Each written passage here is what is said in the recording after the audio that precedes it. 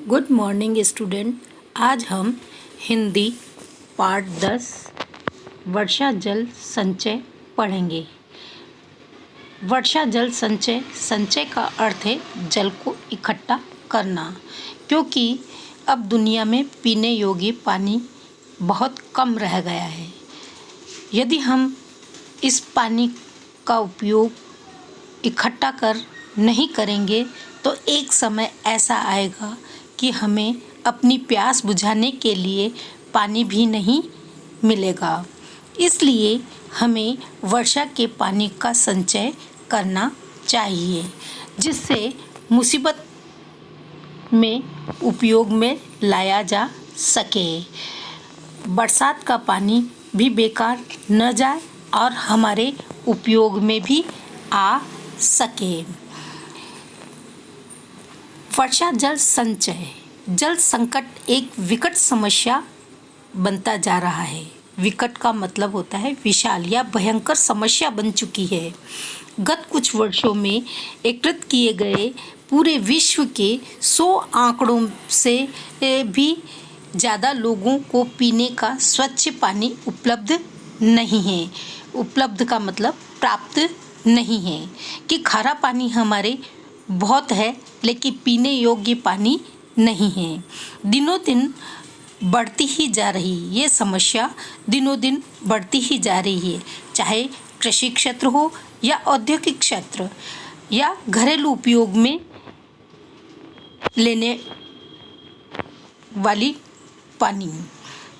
कृषि क्षेत्र में खेती के काम में आने के लिए भी जल का उपयोग होता है।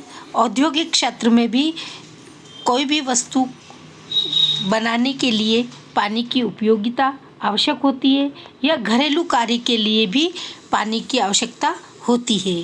भोजन बनाना, सफाई करना, का वस्त्र धोने आदि कामों में भी पानी का उपयोग बढ़ता जा रहा है। जल को नहीं बचाएंगे तो हम अपना जीवन कैसे संवार सकते हैं।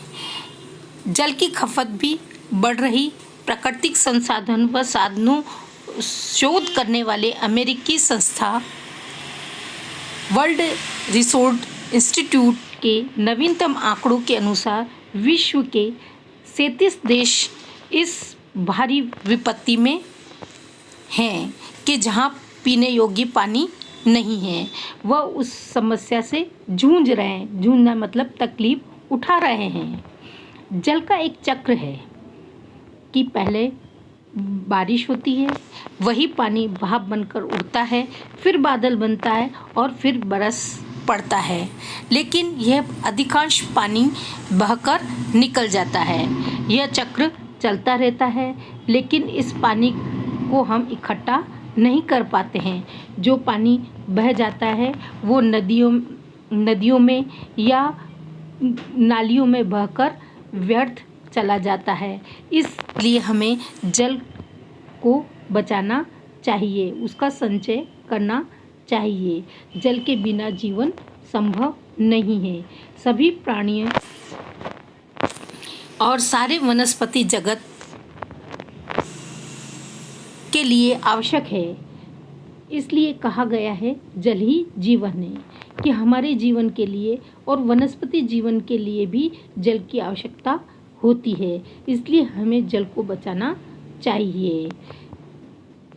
दुख और खेद का विषय यह है कि सदियों से मनुष्य की प्यास बुझाने वाले तालाब और कुएं आज या तो सूखे हैं या उनका पानी बहुत नीचे चला गया है।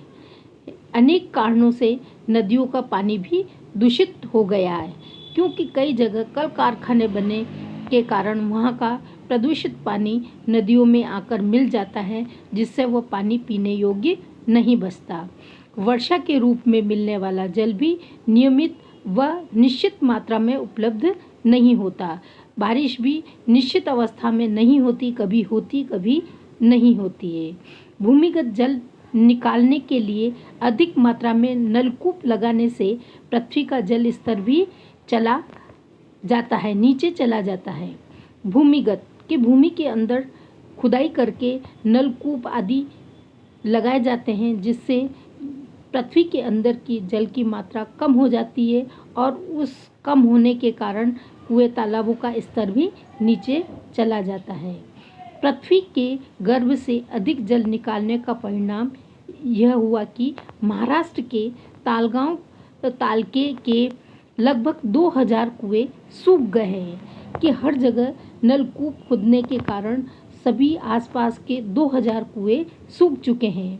इससे 23,000 गांवों के लिए पीने का पानी दुर्लभ हो गया है। दुर्लभ का मतलब कठिन हो गया है। माना जाता है कि यदि समय रहते पानी की बर्बादी को न रोका गया तो सारा देश में जल संकट दिखाई देने लगेगा। मौसम के मनमौजी होने और वर्षा के अनियमित होने का प्रभाव कृषि पर भी पड़ता है कि मौसम अपने मन मौजी होता है, उसका कोई निश्चित नहीं कि कब बारिश आएगी। अनियमित वर्षा होने के कारण हमारे देश में कृषि पर भी प्रभाव पड़ता है। जब बीज बोया जाता है तब बारिश नहीं होती है और जब बारिश की आवश्यकता नहीं होती है तब बारिश होती है तो वो फसल को सड़ा देती है। उसी तरह ऊर्जा संसाधनों के लिए भी जल की आवश्यकता होती है और पेयजल योजनाओं पर भी प्रभाव पड़ता है। सारे देश के प्रतिवर्ष एक जैसी वर्षा नहीं होती। राजस्थान में 100 मिलीलीटर औसत वर्षा होती है तो मेघालय के चेरापूंजी में 1100 मिलीलीटर वर्षा होती है।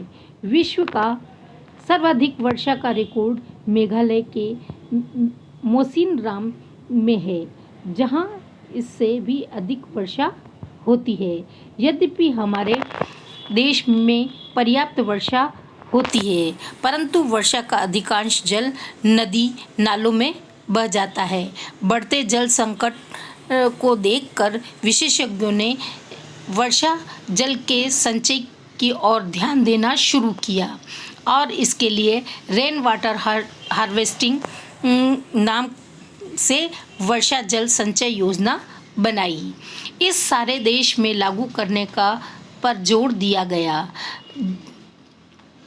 नई दिल्ली में इसी विषय पर एक राष्ट्रीय व्यापी सम्मेलन आयोजन किया गया, जिसका उद्घाटन करते हुए तत्काल प्रधानमंत्री अटल बिहारी वाजपेयी ने कहा, केंद्र और राज्य सरकार इस जल समस्या से अकेले नहीं निपट सकती। संपूर्ण देश में सरकारी, गैर सरकारी सभी संस्थाएं तथा पंचायती राज भी राज्य के सभी लोग, यहाँ तक कि देश का हर नागरिक जब तक इस प्राकृतिक जल संप्रदाय के संचयन का बीड़ा नहीं उठाएगा तब तक वर्तमान और आने वाले भीषण जल संकट का कोई समाधान नहीं निकाल सकता है।